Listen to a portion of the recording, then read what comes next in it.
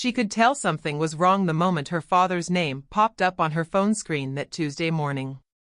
It was too early for a casual check-in, too late for it to be about wedding seating charts or the color of the flowers her mother had been fretting over for weeks. She'd been up since dawn anyway, mind buzzing with lists, caterer confirmations, the final payment for the venue due in 3 days, the endless small things that stacked up like dominoes waiting for the wrong push to send them crashing down. She almost didn't answer. But habit is a stubborn thing. So she swiped green, pressed the phone to her ear, and heard her father's voice, tight and forced calm in a way she hadn't heard since she was 16 and her brother crashed her mother's car into a streetlight. "Hey, sweetheart. Got a minute?" Already her stomach sank. Sweetheart. It was his word for brace yourself. She walked out onto the tiny apartment balcony so her fiancé wouldn't overhear, her toes curling against the rough concrete, her free hand trembling just enough for her to notice. "What happened?" she asked. She didn't bother with what's wrong. That was clear enough. There was a pause, a rustle of movement, like he'd pressed the phone closer to his mouth to hide what came next. "It's your brother. He got himself into a bit of trouble last night." Of course he did. She felt the familiar numbness settle in her shoulders. The same numbness she'd worn like a coat her whole life, every time he got fired for showing up drunk, every time he borrowed money for just one more chance, every time her mother whispered, "He's not like you, honey. He needs us more."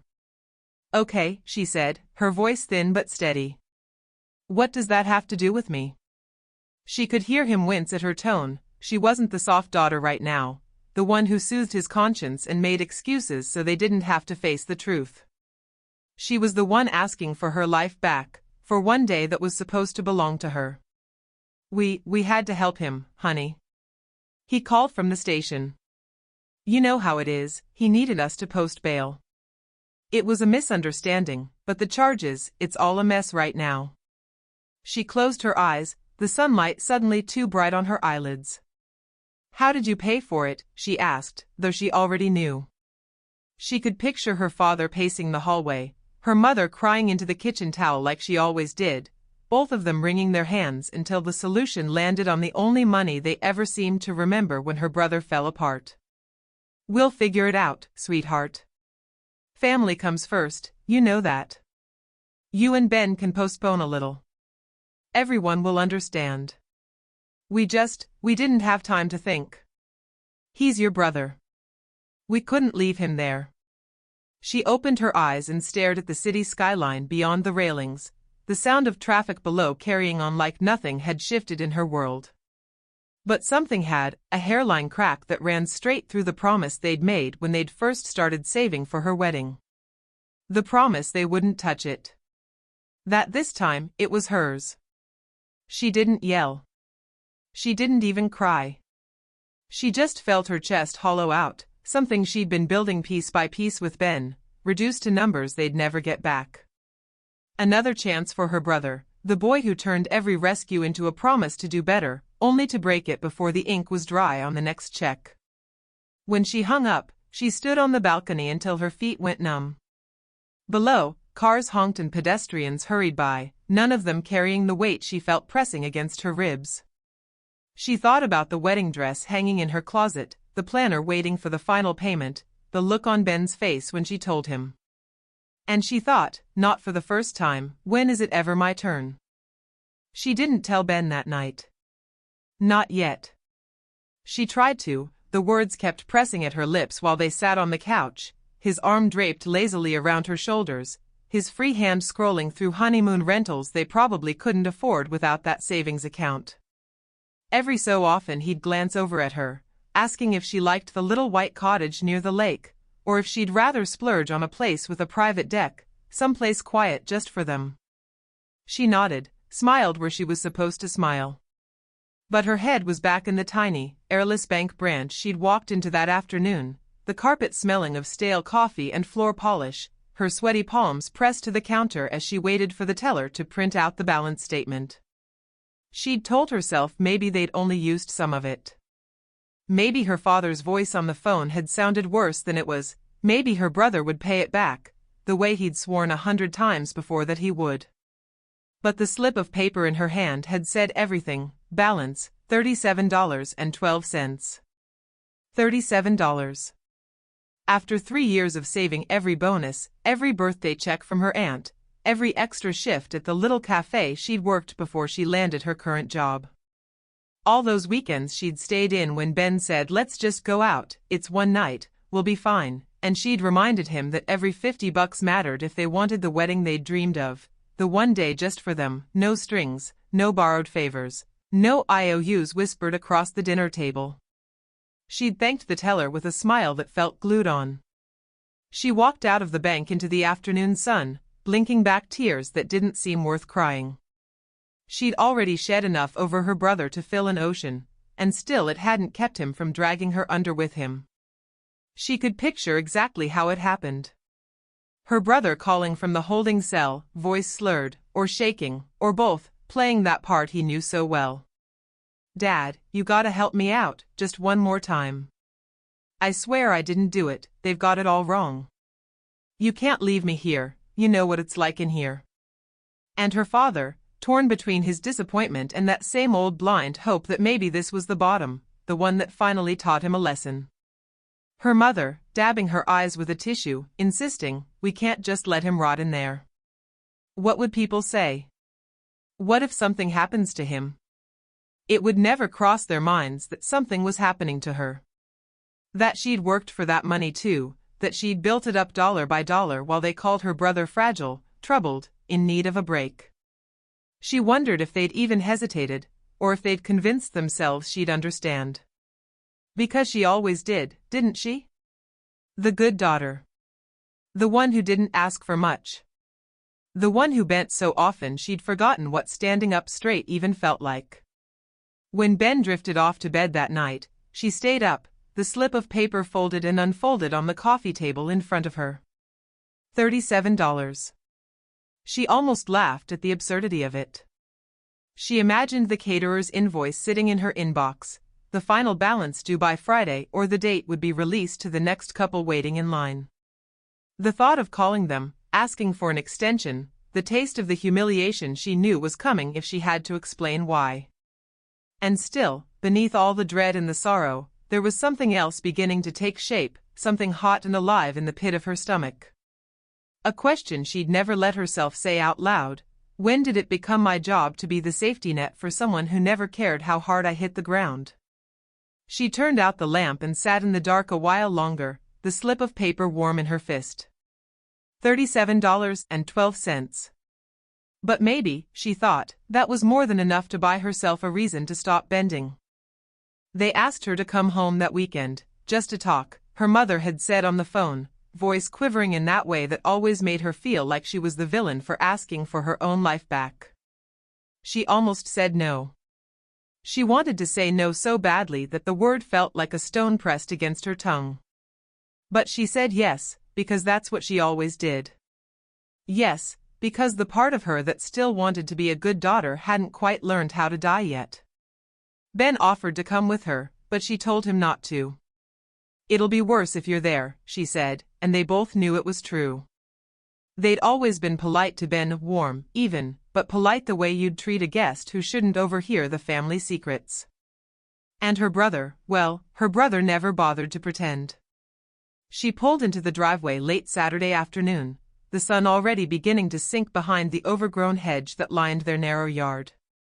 The place looked smaller than she remembered, or maybe it was just that she felt bigger now, heavier with all the years she'd spent shrinking herself to fit inside their stories. They were waiting for her in the living room, the three of them arranged like bad actors in a scene they'd rehearsed 1,000 times. Her mother perched on the edge of the couch, eyes puffy but dry. Her father stood behind her, arms crossed, the old man's version of authority. And her brother, the star of the show, slouched in the recliner, eyes down, picking at a loose thread on his jeans like he might unravel himself if he pulled hard enough. No one stood to greet her. No one said "I'm sorry." Her mother just patted the cushion next to her, like they were about to have a cozy heart-to-heart. She stayed standing. "We know you're upset," her father began, his voice all forced calm, the diplomat trying to keep the peace. But we wanted to explain why we did what we did. She almost laughed. Explain. As if there were words that could make $30,000 vanish and come out sounding like love. You didn't have a choice, her brother muttered, eyes still fixed on the floor. I didn't do it, you know. They've got it all wrong. I just needed help, okay? What was I supposed to do? Her mother reached for her hand, but she stepped back. The gesture hung in the air, pathetic and unfinished. He's your brother, her mother said softly, as if that single fact was holy enough to forgive anything. He's family. He needed us. We couldn't just leave him there like that. So you used my wedding money. She didn't raise her voice. She didn't have to. The words alone cut deep enough.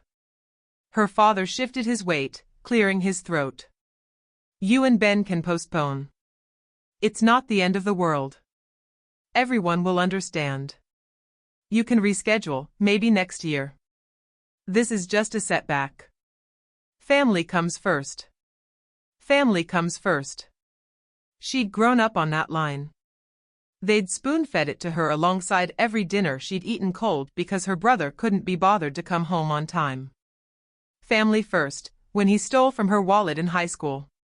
Family first, when he crashed her car and blamed it on the brakes. Family first, when he called her at 3 a.m. crying into the phone about how he'd changed this time. And where had she ever landed in that order? Somewhere after the excuses, the tears, the bail money, the lies. She saw it all now, so clearly she wanted to scream. But instead she looked at them, her mother, dabbing under her eyes without shedding a tear, her father, stone-faced behind her, her brother with his eyes down and no shame left to fake. I'm not postponing anything, she said, and her own voice startled her, not for its volume, but for its certainty. You didn't do this for family. You did this for him. And you're asking me to pay for it twice. They gaped at her like she'd started speaking another language, something they couldn't translate into the story they'd told themselves for years, that she would always understand, always bend, always find a way to forgive what they called love and what she now knew was just abandonment dressed up in a family portrait. She turned and walked out before any of them could speak. Her mother's hand fell back into her lap. Her father's sigh chased her all the way to the door. And her brother's eyes stayed locked on the carpet, a man too old to be saved, too spoiled to even say thank you. Outside, the air smelled like the early promise of spring. She hadn't felt it in years. And she realized, as she unlocked her car, that she'd never feel it in that house again. She didn't cry on the drive back to the apartment. She kept waiting for the tears to come, for that old ache to crack her open the way it always did when she walked away from them, but it didn't. Instead, there was just a tightness in her chest, like her ribs were pressing in on her heart, squeezing it small enough to keep all that guilt from spilling out. She parked by the curb and sat in the car for a while, forehead pressed to the steering wheel, trying to find the version of herself that used to accept this. The good daughter. The forgiving sister. The girl who'd come home to patch things up, even when the wound was her own. But the longer she sat there, the more she could hear that other voice, the one they'd always called selfish when it slipped through her lips. The voice that said, "When do you get to come first?" It had whispered to her for years, mostly when she was alone. It whispered when she hid her wallet in her sock drawer during college breaks so her brother wouldn't steal her last 20. It whispered when she pulled double shifts at the cafe to add just a little more to the wedding fund, while he bounced from job to job, each screw-up paid for with money scraped from her mother's purses and her father's excuses. But every time she let that voice get loud enough to speak, they'd silenced it with shame. Family first. Be patient. You're not perfect either. He needs us more than you do. And what did she say in return? Nothing. She swallowed the words like poison, until she convinced herself they were right.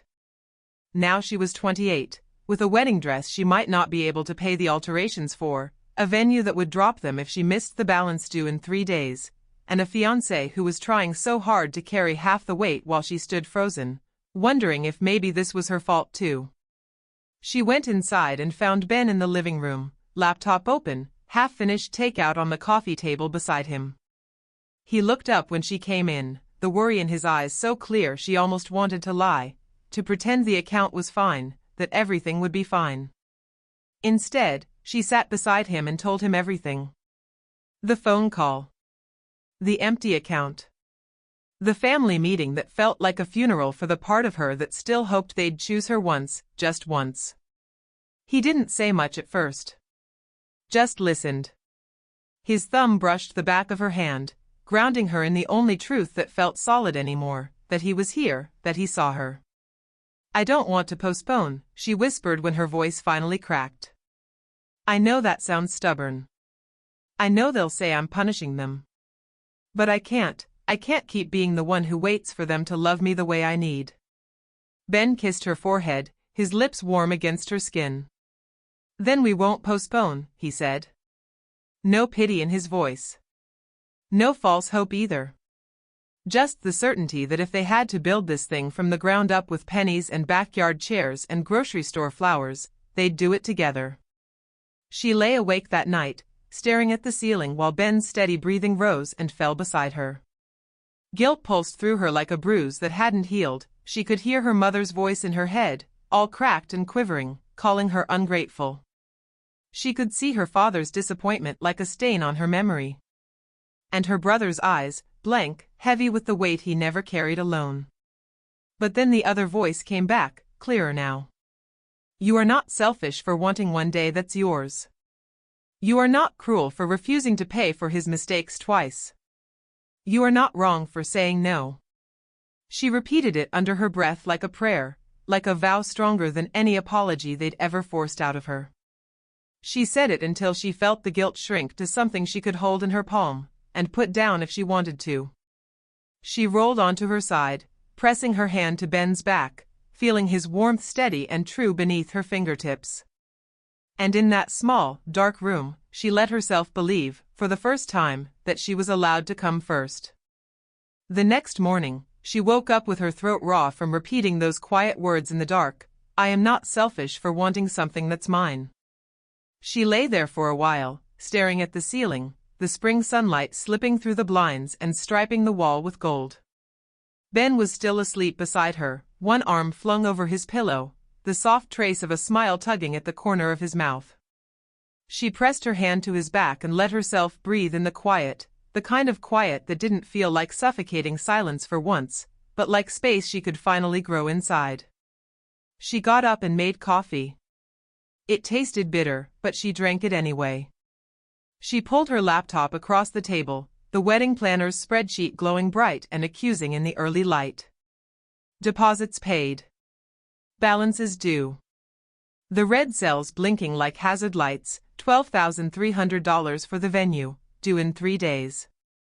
$3,800 for the caterer, who'd already started buying what they needed. $1,500 for the florist. She could almost hear her father's voice in her head, it's just money, sweetheart. You can make it back. Family is forever. She clicked the tab closed before she could fall back into that familiar hole of what if. Instead, she opened a new page and started a different list. A list that wasn't about who she needed to please, or who she'd disappoint. Just the bones of what she and Ben needed to say I do in front of the people who really meant it when they said they loved them. She called Ben's sister first, the one who'd offered her backyard a year ago, back when they'd just gotten engaged and everything still felt big and shiny and untouched. She half expected a pause, an awkward well, maybe, but instead, she laughed, a bright, real sound that broke through the tension sitting heavy on her shoulders. Of course, his sister said. It's your day. My garden's still yours if you want it. Forget the fancy venue. It'll be beautiful. She could feel the tears prick at the corner of her eyes, but this time they didn't sting like shame. They felt like relief. Ben found her at the kitchen table 2 hours later, phone pressed to her ear, voice hoarse from repeating the same thing over and over to vendors. I'm sorry, we have to cancel. Yes, I know the deposit is non-refundable. Yes, I understand. Thank you anyway. He didn't ask her if she was sure. He just dropped a kiss on the top of her head and started scribbling down names of friends with guitars, neighbors who owned folding chairs, his old college roommate who'd once bartended weddings for extra cash. By the time the sun slipped down past the buildings outside their window, they had a plan. Smaller. Simpler. A day that would hold all the things that mattered, and none of the people who thought her life was just a balance sheet they could drain when it suited them. That evening, her phone buzzed with a message from her mother. Just a single line that made her chest go cold for a moment before the anger warmed her up again. I hope you're happy ruining the family's peace over some party. She could have answered. She could have typed out a list of the ways they'd been the ones to ruin things, every lie, every bail bond, every time they'd chosen him and called it family. But she didn't. She read it once, let it sting, and then deleted it like she was deleting an old bill she'd already paid too many times. She sat next to Ben on the couch that night, their legs tangled together, the warm hush of the TV in the background. She felt the guilt still there, but it was smaller now, overshadowed by something sharper, clearer. A quiet defiance humming under her skin. She'd told them no. She wasn't postponing her life. She wasn't funding his mistakes. She wasn't the cushion they got to land on anymore when they fell off the cliff they kept leaping from. And the best part was, the world hadn't ended. It had opened. It wasn't the wedding she'd pictured when she was 15, lying on her childhood bed with torn magazine pages spread across her blankets, the lace gowns, the glittering chandeliers, the rows of white chairs lined up in some grand hall she thought would make her feel like she mattered. That picture had cracked a long time ago, but as she stood at the edge of Ben's sister's backyard, the early summer breeze playing with the hem of her simple dress, she realized she didn't miss any of it. There was no fancy archway draped in roses, no glossy planner fussing over details like her day was some fragile thing that might break if she didn't say thank you enough. There were strings of lights zigzagged through the trees, mismatched folding chairs borrowed from neighbors and friends, and a cake made by Ben's aunt, who'd baked it at 3 a.m. just to make sure it stayed fresh. When she turned her head, she could see the kids from down the street playing tag near the fence, their laughter drifting through the low hum of conversation and soft guitar music. Her mother sat stiffly in the back row, shoulders squared like she was bracing for a storm that never came. Her father kept checking his watch, as if he still couldn't believe she'd gone through with it without their approval, without their money. Her brother was nowhere in sight. She wondered, for a flicker of a second, what he'd be doing now, sleeping off another mess, already plotting his next fix, his next apology. Then she looked at Ben. He was waiting for her at the other end of the makeshift aisle, hands clasped together, that crooked grin pulling at his lips in a way that always made her want to run straight for him. And that flicker of doubt, about her brother, her parents, the years she'd spent begging to be seen, faded like morning mist under the warmth of the sun. The officiant cleared her throat, pulling her back. She realized her knees were trembling, but she wasn't scared. She was rooted to the soft grass under her shoes in a way she'd never felt back in her parents' house, that place where family meant folding herself smaller every time they needed more from her than they were ever willing to give. Ben took her hands when she stepped up, his fingers warm and solid around hers. She felt the rough edge of his thumb brush the inside of her wrist, grounding her when her eyes stung and her voice threatened to catch on the knot lodged at the base of her throat. She could feel the words rising in her chest, the ones she'd practiced at 2 a.m. when sleep wouldn't come. She'd written pages and pages she'd thrown away, until all that was left was this simple, clear truth that didn't need to be dressed up to sound right. I spent too many years believing love was something you bought with your silence, she began, her voice trembling but steadying when Ben squeezed her hands. I thought it meant giving until you were empty, and calling it family when they asked you to give more. She glanced past him, at her mother's tight smile, her father's impatient tap of his shoe, the ghosts that would always try to tug her back to that old version of herself. But they didn't matter now. They didn't get to be here, in this part of her forever. But you taught me love isn't a debt, she said, her eyes locked on Ben's. It's not something you take until there's nothing left. It's what you build together, piece by piece, so no one ever has to stand alone. When she slipped the ring onto his finger, it wasn't just a promise to him, it was a promise to herself. That she'd never again let anyone tell her she had to trade her happiness for someone else's second chance. That her yes would never again be borrowed for someone else's, just one more time. They kissed to the sound of cheers from the people who actually showed up, the ones who clapped loudest because they knew what it cost her to stand there and say, "This is mine. This is ours." Later that night, barefoot in the grass, the hem of her dress damp with dew, she closed her eyes and whispered her real vow under her breath, just for herself: no more bending for the people who break me. No more paying the price twice. I choose me. And this time, that choice was enough.